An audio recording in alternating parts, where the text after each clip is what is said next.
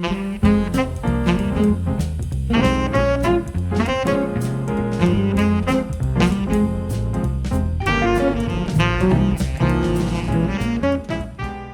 to The Innovative Hotelier, brought to you by Hotels Magazine.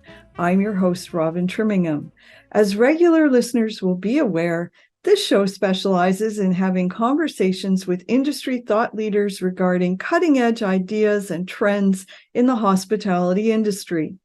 And there's perhaps nobody more in touch with what is happening and what will be happening in the hospitality field than Hotel Magazine's new editor-in-chief, David Eisen. With over 15 years' experience covering all aspects of the hospitality landscape, David has his own unique perspective regarding the direction the industry is heading, and he's here today to share his thoughts regarding the trends that have been defined so far this year and what to look out for moving forward. Join me now for my conversation with David. FOH is a global food service and hospitality company that manufactures smart commercial-grade solutions. Headquartered in Miami, the company designs and manufactures all their restaurant and hotel products. They have showrooms and distribution centers located throughout the globe, and their products are always in stock and ready to ship from any of their distribution centers worldwide. Welcome, David. It's great to chat with you today. Hey, Robin. Good to see you. I'm really excited to be on this show/podcast with you. I've listened to and watched many, so it's kind of it's very cool that I get to be kind of a part of it now. So I appreciate you inviting me on. Well, I guess I should say it's about time, isn't it? You took over an enormous job around the beginning of the year. And we didn't get to you sooner because, you needed time to get your feet on the ground, bigger, more important people to chat with than me, of course. So let's play get to know you just a little bit for our audience who really haven't had a chance to chat with you yet. What first got you interested in the hotel industry in the first place? Wow, we're going way back. Okay, yeah, so old school. Yeah, I think like some people or many people, you kind of fall into a profession or a position or a job that you never thought you would be doing. I mean, so I'll take it back to around 2000, and I'm going to date myself because I'm at least I still have most of my hair, but I'm getting up there in age. So I moved to New York in 2000. I didn't have a job. I was staying, at my friend's small apartment in Alphabet City in Manhattan. He was in India, so I got to take his room over with 3 other people for a few weeks. So I was in New York. I got a job paralegaling. I was working at a law firm, right, doing kind of the menial tasks that a paralegal does. But when you're in your 20s, at that age, working for a white collar law firm, one of these big law firms, you can make a lot of money, which was great at the time, right? But I knew that I didn't think I wanted to be a lawyer like my father. So I did it for like a year or something like that. And I'll be quick with this. I got a job at the Associated Press, and I was working basically on what's called their sports desk, doing like light editing, hardly anything, more of like an internship, a paid internship at that. But I loved sports and I knew I liked to write. So working at the Associated Press was great. It was only a seasonal position. So 6 months later, I needed to, find another job. So this is early 2000s. I had my resume on, I think, monster.com. I don't even know if that still exists. No one uses that, right? Everyone uses LinkedIn. And I got a call from a company that needed someone to write about. They were looking to hire someone to write about the cruise industry. And I was like, yeah, sure, why not? The cruise industry. I thought I might like cruises. Since I'm writing about cruises and taking cruises, it's not really my cup of tea. I enjoy hotels much more. Yeah. I went to work for this company. I was writing about cruises. That kind of just snowballed, and I made my way up through it. And then I kind of segued into transition to writing about the hotel industry. And I kind of I loved it. I always loved, who doesn't love staying in hotels, right? And it's funny, my whole thing with hotels at an early age, or I remember taking like family vacation. The coolest thing was that you could have as many towels as you wanted to, right? There was no limit to the amount of towels you could have. You just asked someone, they gave you more and more fresh towels. So I was doing that, and it's just kind of, and this was what, 16, 17. I've been doing it for like 17 years now. And I just keep, editorial and media and hospitality media. writing about hotels. You meet, obviously you get to interview great people. You get to talk to great people like you. And I just fell in love with the industry, everything about it, the branding, the marketing, the real estate side of it. It's very struck me as kind of there's this hotels are these living and breathing kind of real estate where it's operational, but there's also an investment side to it. There's so many different hands in it. There's the owner, there's the operator, there's the asset manager, there's the brand. And it can be, some private equity company like Blackstone that owns the hotels, or it could be, Joe Smith who owns a Howard Johnson, for all my Wyndham people out there, who owns a Howard Johnson on some route interstate, right? So, and it's part of the American dream too, right? Hotels, operating hotels. There's such story to it, and I just kind of that's what struck me about it. And I guess was that a long story short or a short story long? I'm not sure. No, I think that's a great introduction. What I always loved about the hotel industry, to me, from my own personal, business experience, it's like theater. Our objective the whole time is to have everything look seamless and perfect and gracious. And you're right, the never-ending supply of hotels and everything else. Right. And behind the scenes, on a bad day, it's a complete madhouse. Yeah. I mean, people scurrying left and right and, talking on the old days, on walkie-talkies of all things, and, trying to figure out how they were going to get rooms ready and who was going where and all the minutia of the details. Yeah. And, in a good hotel, the guest is never aware. Right. It's like that old joke about the duck, completely calm on the surface and paddling like crazy underneath the surface of the water. What got you interested in taking over the helm of Hotels Magazine? Because, I mean, let's face it, this is the quintessential, definitive hotel magazine for the industry. It's been around since the 60s. Yeah. I mean, look over your right shoulder, right? It says it all, since 1966. So there's kind of, there's pedigree there. There's people who obviously come before me. It's interesting. When you go to these magazines, and there's many in our industry, it's always, the torch has always been carried on, right? Like I'm not going to be the last. I'm not the first. There's going to be more people after me. There's people before me. But it just presented a great kind of opportunity to come along and take the helm of such a kind of storied brand. And I love the fact actually that hotels in our industry is known to be kind of a global, right, media source.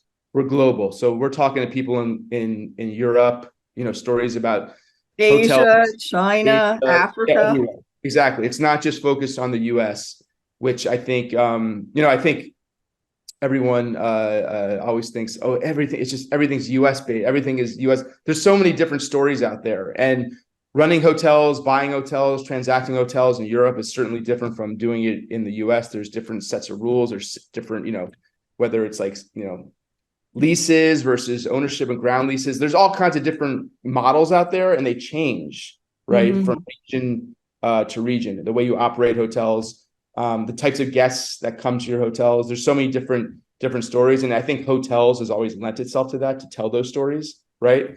So it just presented a great opportunity for me to kind of come here and see if I could hopefully add to it in a good way, right? So that was kind of the reason I came over. Like I said, it's been what, I guess 7 months now. I'm terrible at math. See, that's why I write for a living, Robin, because I'm horrible at math. Don't ask me anything. I can do short equations, like get some percentages and stuff like that, because you need to know that in hospitality when you're writing about, RevPAR, whatever it is, a lot of division.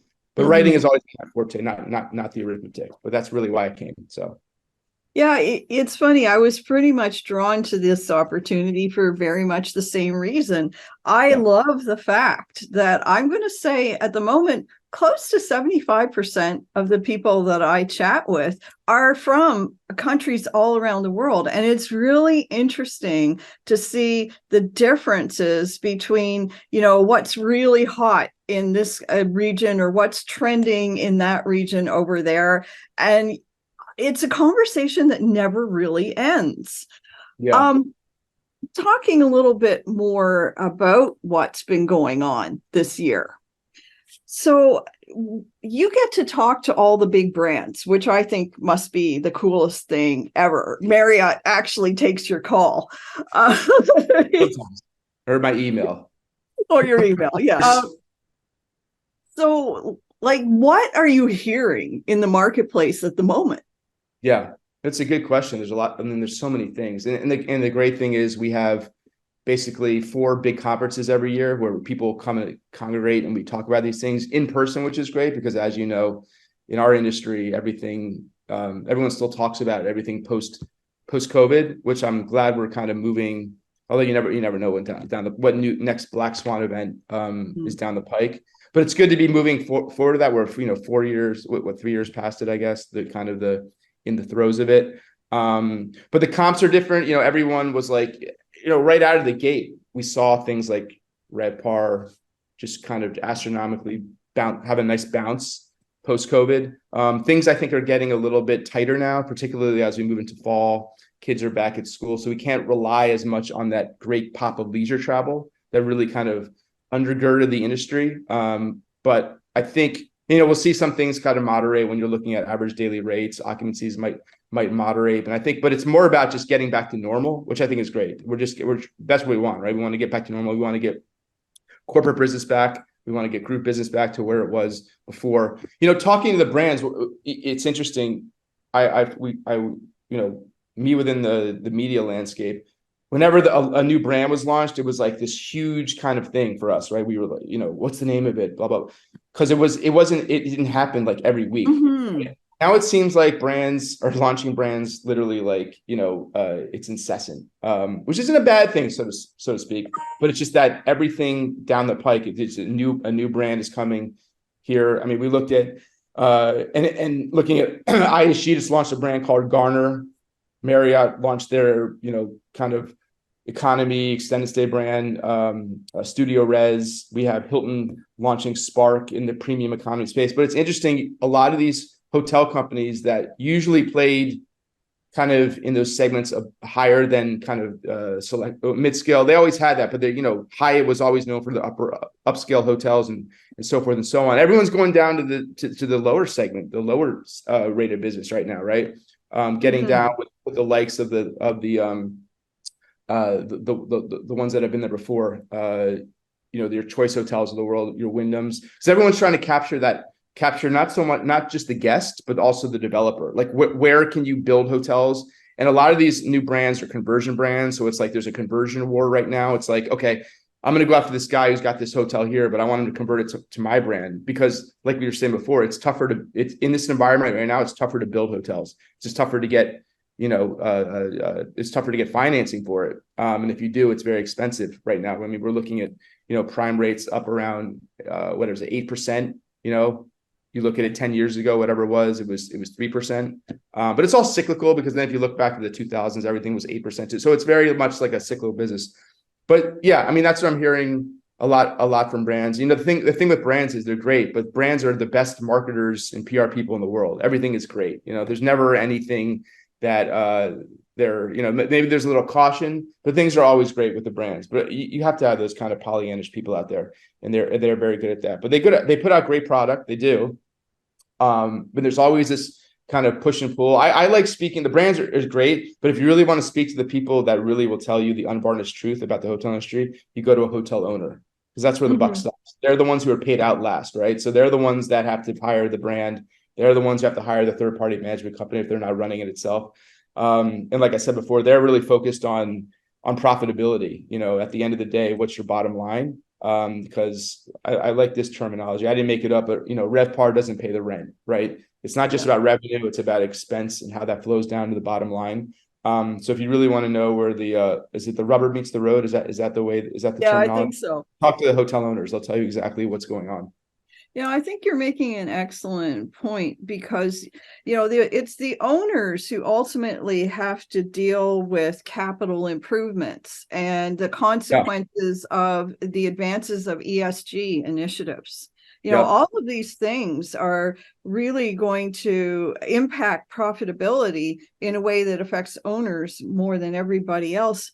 I had a pretty interesting conversation recently with somebody who was pointing out that you're going to have to actually account for the life cycle of the entire building if you're a public company and you're owning hotels, Right. because there's going to have to be an accounting ultimately for the cost of that building going away or being converted to something else in the future. And that was like, that kind of blew my mind. I'd never really thought that far down the road before. Yeah. The interesting thing is different, I'm going to say different kinds of players seem to be getting involved in hotel management and also in ownership.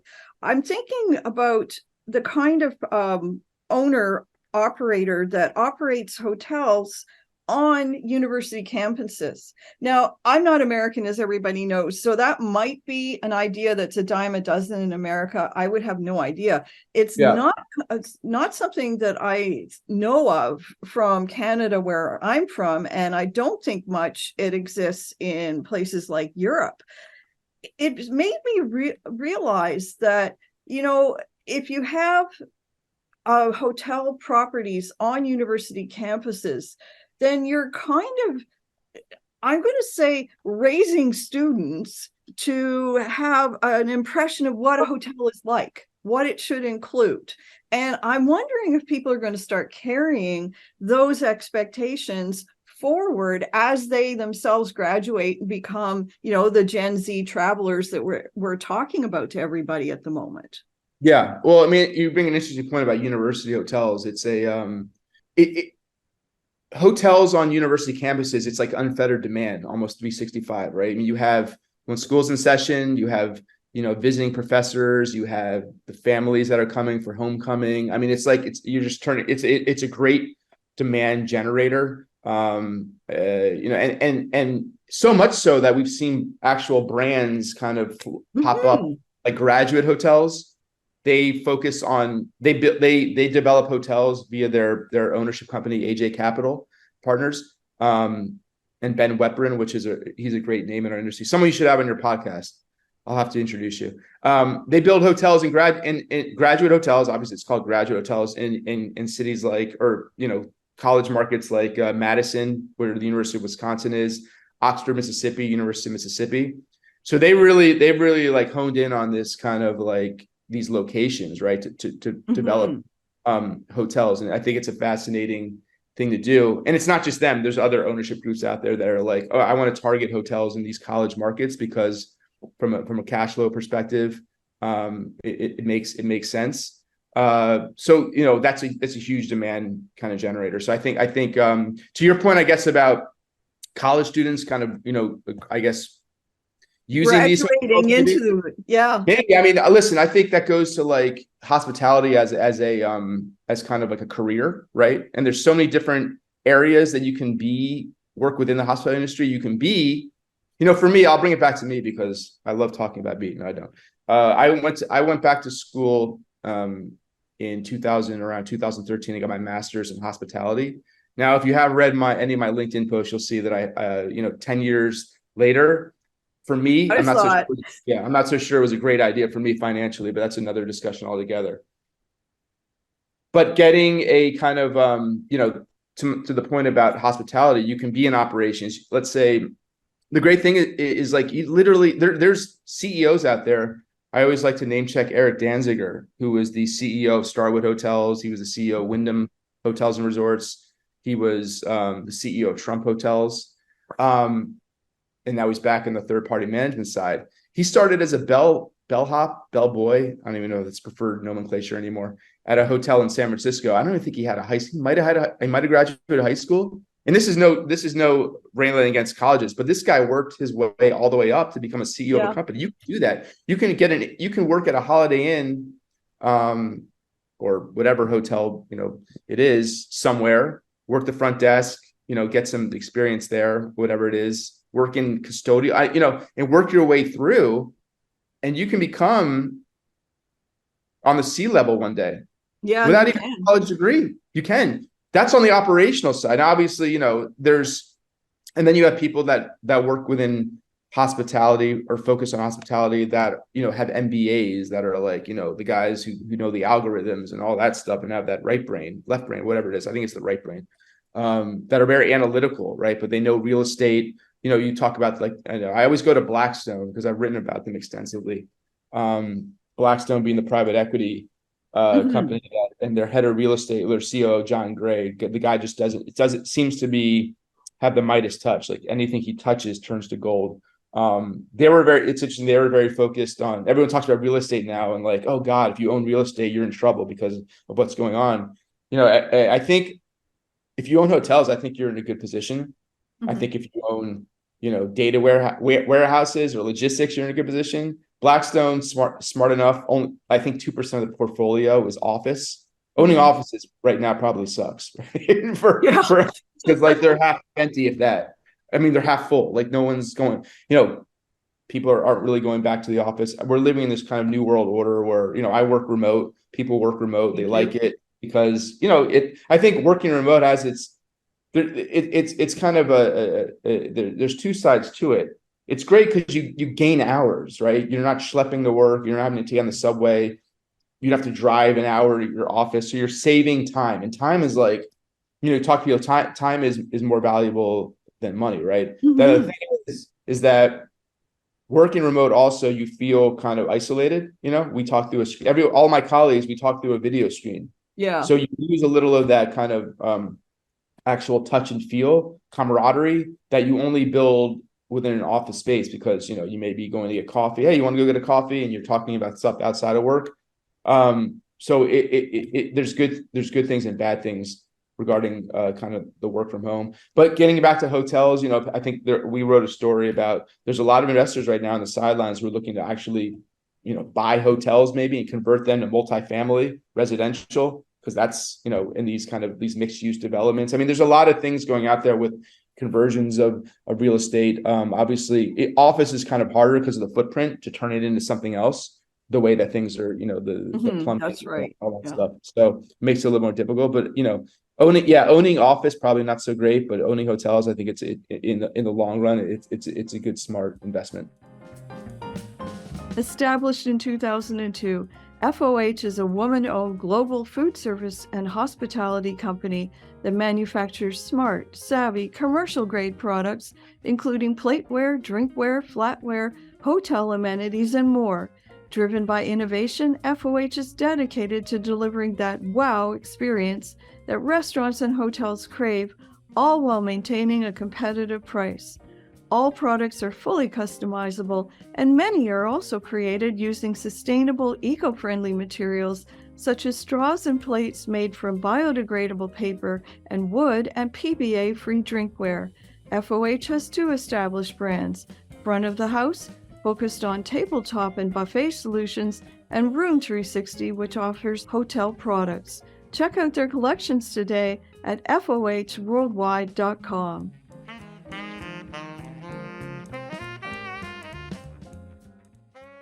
What do you think of this mixed-use development model? Is this here to stay? Because I was fascinated to learn that there are some office tower-looking buildings, and inside, along with offices, there are up to 3 different brands of hotel. And, and one brand will be on floor, 2 to 10, and then going up, it's something else. And then the top being the highest level brand, if you will, and also the best view. Yeah. I think that's a fascinating use of space. Yeah. It's an interesting concept. It's been around. I think, we talked about for years now, hotel companies, brands have done, dual brands where it's like you have a residence inn, an extended stay product mixed with another kind of just a transient, hotel, whatever it may be.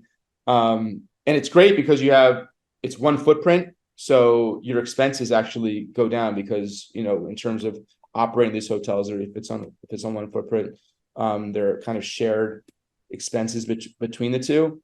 But it gives guests more option in a certain area. I mean, I just moved to an area called, I think the real estate people call it North Bethesda, Maryland, but it's actually Rockville, Maryland. And it's about 20 minutes outside of downtown Washington, DC.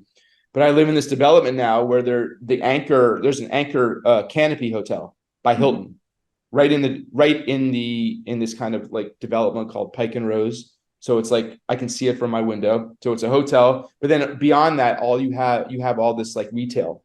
You have like an H&M, you have a Uniqlo, you have Starbucks, you have all these restaurants all around it. So when you talk about mixed use, I think it goes beyond just the hotel, but what's anchoring those projects too. Like you're right. Hudson Yards. Yeah, Hudson Yards is another one. All these developments that are kind of sprouting up, whether they're in the exurbs, the suburbs, or downtown, in Manhattan, right? I mean, Manhattan's a different beast altogether. There's so many different kind of neighborhoods, and there's only there's only a finite amount of space to build on, and most of it is claimed as it is. So a lot of it is like, okay, let's buy something and let's raise it and let's rebuild or something, whatever that may be.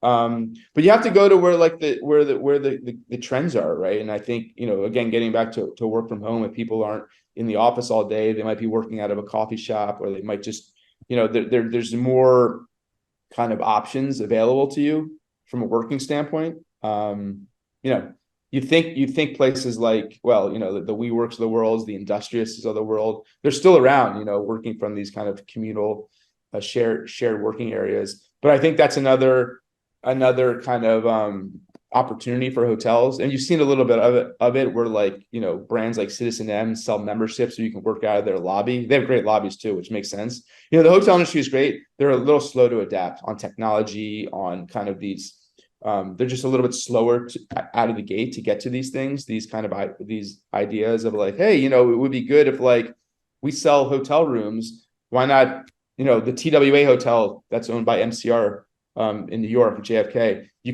can rent it. You can get a room for a day, right? You can do like daily rentals. You can get a pass to the pool. Like, there's so many ways to monetize a hotel, right? And obviously you have to take into the expense sides of that, the operational and the labor perspective, which we haven't talked about.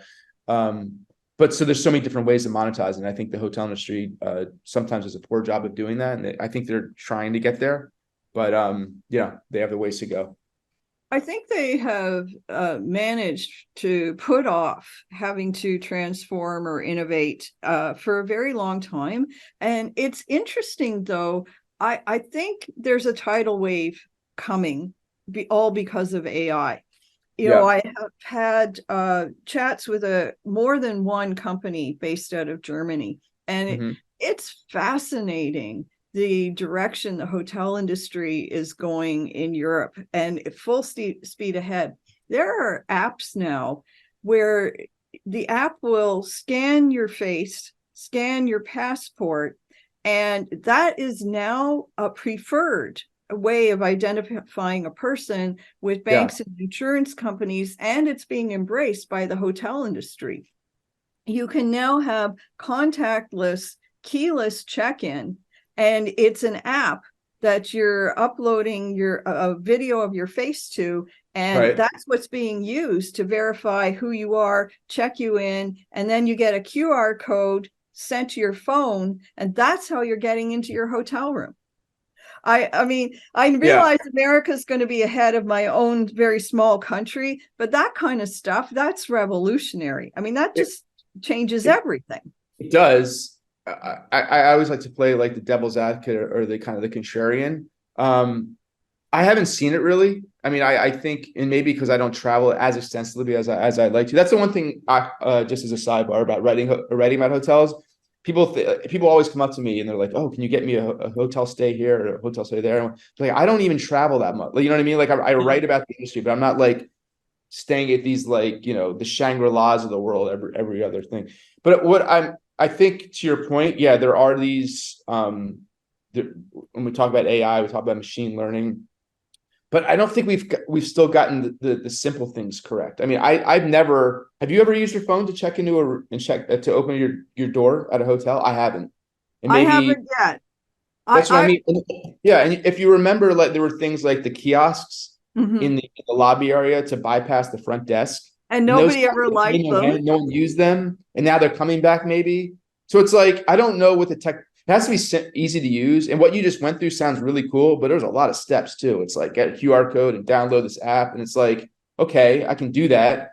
if I'm a loyal, let's say, particularly if it's part of like one of these loyalty programs like Hilton Honors or Marriott Bonvoy, that makes it kind of easy for you. And but not all hotels are the same, to your point, which is great. That's why I love this industry. There's so many different varying types of hotels. You have boutique, you have lifestyle, you have full service, you have whatever it is, select service. So it's different across the ecosystem. But I'm still waiting just to kind of I like technology to make when it's simple to use and it frees yourself from a time perspective. Like there's the worst thing ever is getting to a hotel, particularly if you're tired of getting off a flight and there's like a long line, there's one person there and they're just checking people in. And by the way, like I think hotels need to stop with pulling out the map of the hotel. No one ever uses that. They pull out the map. You don't even know what direction you are or where you are. They're circling things. You go this way, you go that way. We got to get rid of the paper maps that they do when you check in, even at resorts. When you talk about hotel lobby lineups, let me tell you, my very first hotel job I ever had, I worked for the Royal York Hotel in Toronto. It was the largest hotel in North America at the time, 1,100 rooms. Friday night was a madhouse. We would have check-in lines 17 people deep. And by the way, we're bilingual. We're doing this in 2 languages. French and English. Yeah. So at this point in time is when Japanese travelers were starting to travel the whole world. People who had been nowhere were suddenly going absolutely everywhere. And they all came to this hotel in really large tour groups. Yeah. This is so long ago, they had brass keys for all the rooms, no key cards. Yeah. And they'd all been told there was a mail slot in a pillar in the lobby. And that they had been instructed, if you leave the hotel, you've got to put your brass key through the mail slot and leave it with the front desk. Well, they all wanted to do what they've been told, and they would come and stand around the pillar in groups of 6 or 8 people, and everybody talking in Japanese and looking very confused. And you could tell they were saying. Are you sure that's what we're supposed to do? Yeah. We put it there. Why would we do this? Why can't you take the key with you? Was it a security thing? You couldn't take them out? Back then, they would always tell people at every hotel, don't take your key out of the hotel. Well, you see that in old movies. Like you look at black and white movies at a hotel, they like leave their key there. It was all very different back in the day, right? It was a different kind of relationship with staff too. But yeah, I get what you're saying. Hotels were always losing keys. People would take them home as souvenirs. They'd take them home in their pocket. They'd forget. It was really expensive. Believe it or not, big hotels like this, they had to employ a full-time locksmith who lived in the basement in a little room somewhere and did nothing but make more room keys. You'd have room 202. There would be 20 copies of that key. That sounds like the plot of a horror movie we should write. Like the locksmith living in the basement. Yeah, it's like you go to. I remember one time going to a conference at the Hilton Hawaiian Village in Hawaii, obviously. And literally it took 40 minutes to check in. I mean, the line was like around the bend. You get the lot at these resorts. You go to like the Bellagio or these Vegas. I think they're probably doing better now. I haven't been to Vegas in a while. Thank God. It's not really my cup of tea.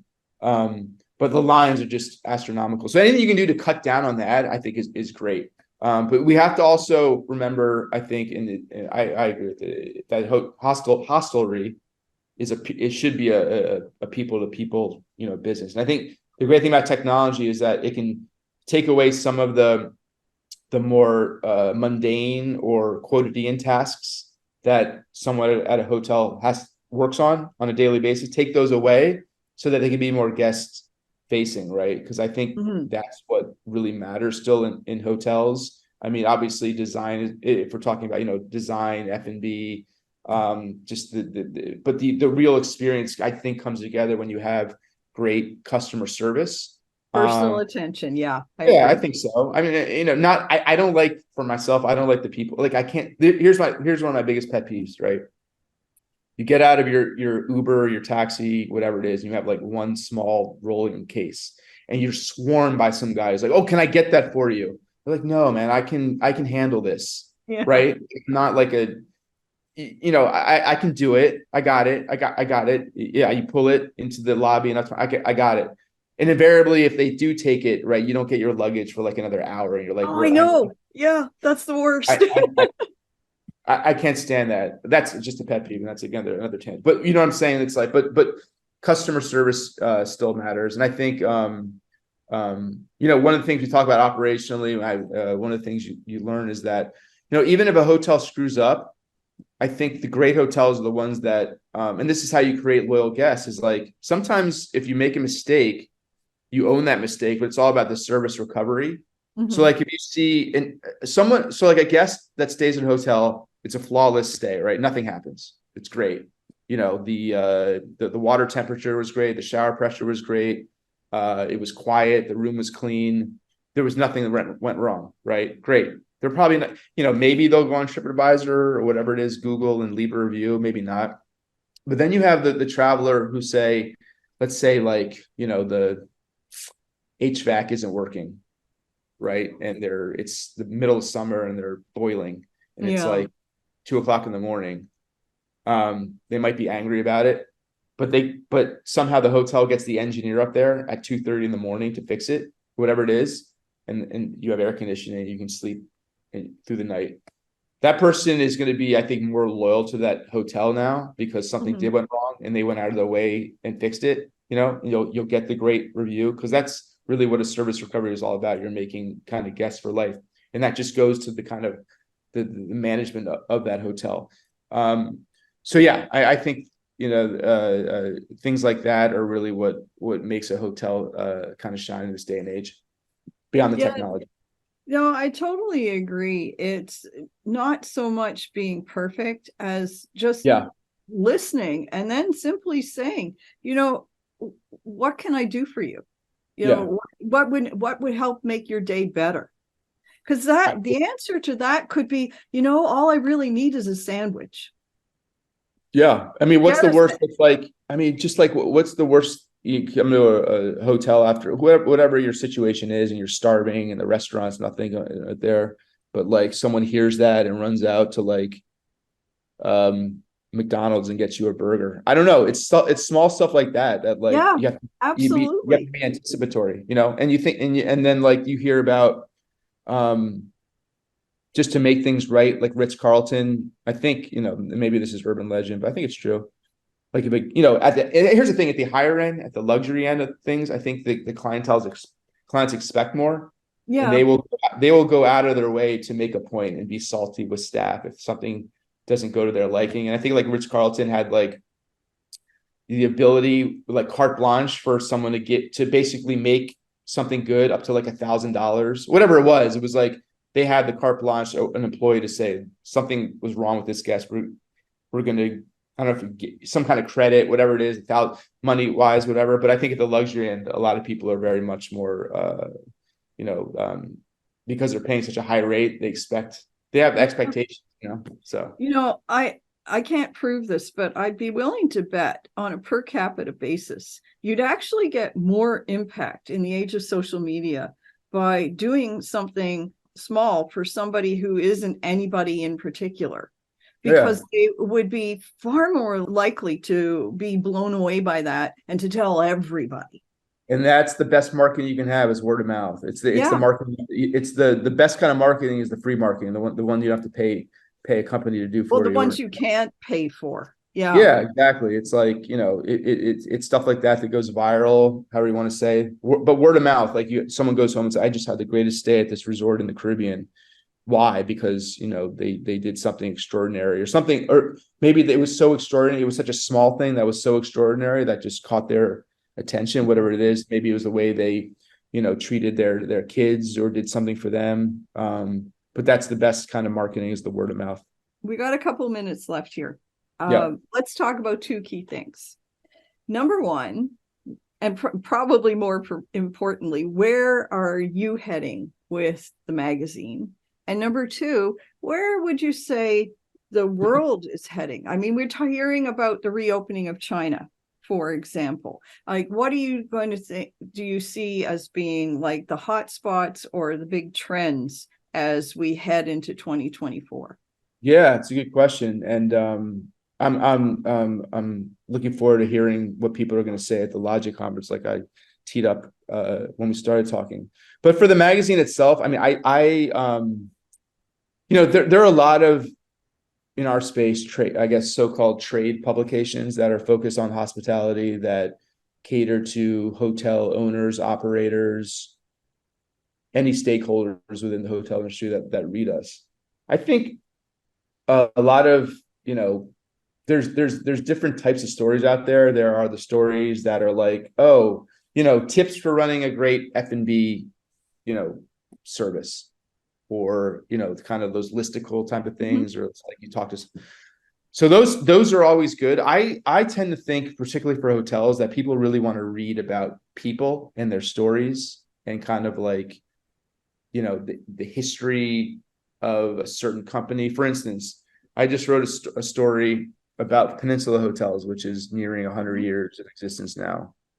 Peninsula Hotels, it's interesting, you talk about other companies out there like Marriott that have thousands of hotels. They have 12, 13 hotels now. I'm sorry, 12 or 13. They just opened one in London. They had opened one.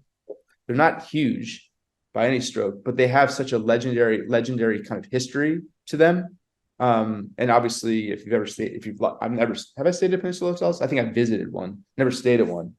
These are very expensive hotels, Robin. Right. And they have such a pedigree, that goes back to like Shanghai in the 20s and opening hotels there and kind of just making its way through. And they've become such a kind of leader in the luxury space. There are many others out there, but that's just like one story. So it's kind of like digging into these kind of stories within hospitality, and kind of it's not just about like where we are now, but where we've come from. Profiling, great individuals, whether it's a general manager. In the hospitality industry, it's hard to get people to talk very candidly about the industry, where they will take you to, they will go out there and say actually what's on their mind, as opposed to like what Wall Street wants to hear or something like that. So for someone in media to talk to someone who's as candid and frank as a guy like Tyler Morris, who will, tell you how much he hates online travel agencies and why we shouldn't be giving them any business. Whereas you'll talk to the CEO of a C Corp, and they'll be like, oh yeah, well, we partner with Expedia or so forth and so on, because it's a give and take relationship. But yeah, I mean, to your point, you'll see more stories like that, rich kind of profile pieces about companies, about people. We write about the hotel design, which we haven't really talked about, and how those trends have kind of evolved. There's such great architects and designers out there, and I think there's a segment of the people out there that when they travel, they really want to stay in somewhere they want to stay somewhere where they're like, oh, this is different from my home. It's kind of like there's an environment. Yeah, exactly. So, and the trends to talk about, I mean, it's going to be, I guarantee ad nauseum to be talking about artificial intelligence and AI, generative AI. I'm writing a story about that right now for our October issue. I'm still trying to get my head around it all, because it seems like AI is very much like about, not so much like at the hotel, but it's all about search and kind of like the pre-booking and how you basically get your name out there, your hotel, then persuade people or cajole people to come to your hotel. There's so many different nuance to it that it's still so exploratory. But it's like you ask people about AI, and I don't think they're still within the industry, even CTOs. I'm not so sure they understand kind of like what's going on with it either. So that's going to be a huge topic. Just looking at kind of, again, transactions, interest rates, and the impact on the buying and selling of hotels, and kind of where that's going. What the spreads are like there. So yeah, it's going to be a lot more of the same. I'm sure a lot of people are going to be like, again, it's always, we're cautiously optimistic. I'll leave it at that. Everyone's always cautiously optimistic in the hospitality industry. Well, I think you're right. You talked about the OTAs. I think we could have a whole podcast discussion just about that. Oh yeah, I mean, that's a whole other kind of subject matter. It's they've done it. I mean, listen, again, it goes back to history. Go back to 9/11. The floodgates were kind of open. They needed to fill hotels, and these guys stepped in, and they've never looked back. And now I think it's about educating the kind of consumer that I think they think, a lot of consumers think when they book on, and I'm not I have to be kind of disinterested party about this. when writing and stuff, but like they think that when they make a booking on like Hotwire or booking.com that they're actually like booking with the hotel, but they're not. They're not directly booking. I might do research on OTAs. I do a lot of research. I always book direct. Always. Because I'll get my points. I'll get my points. I know if something goes wrong at the hotel, they'll have my booking. Like I was at a hotel in Boston where someone, booked their room through an OTA. He was at the front and something went wrong. I don't know what it was, but an hour back and forth, like, oh, well, you have to call this number because you didn't book directly with us. This totally could have been bypassed if they just booked direct. And I guarantee that's the thing though with rate pair, they're going to get the same price. So it doesn't make any sense to me. You know what I mean? And believe me, the hotel that's going to pay a commission to the OTA is going to be less inclined to help someone who booked directly where they're getting that entire rate. So OTAs, that's another topic for another time, I guess. Yeah, I think you're absolutely right. And, just like there are hotel brands and hotel brands, there's OTAs and OTAs. Yeah, sure. But we'll have to save that one for next time. David, I want to thank you so much for finding time to chat with me. This has been great, and I'm hoping we're going to do this again soon. Absolutely, Robin. I appreciate you having me on, and I certainly hope you'll invite me back if I haven't embarrassed myself too much. Not at all. I'm looking forward to it. You've been watching The Innovative Hotelier. Join us again soon for more up-to-the-minute information and insights specifically for the hotel and hospitality industry.